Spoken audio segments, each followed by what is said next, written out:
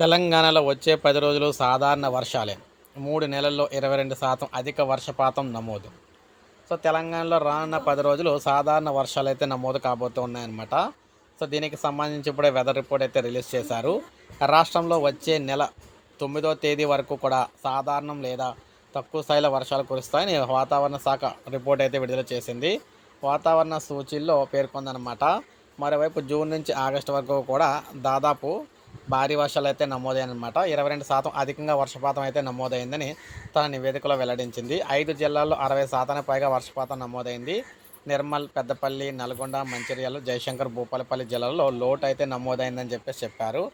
ఇక ఆదివారం, సోమవారం రాష్ట్రంలో ఉత్తర, దక్షిణ జిల్లాల్లో ఓ మోస్తరు వర్షాలు కురిసే అవకాశం అయితే ఉందని చెప్తున్నారన్నమాట.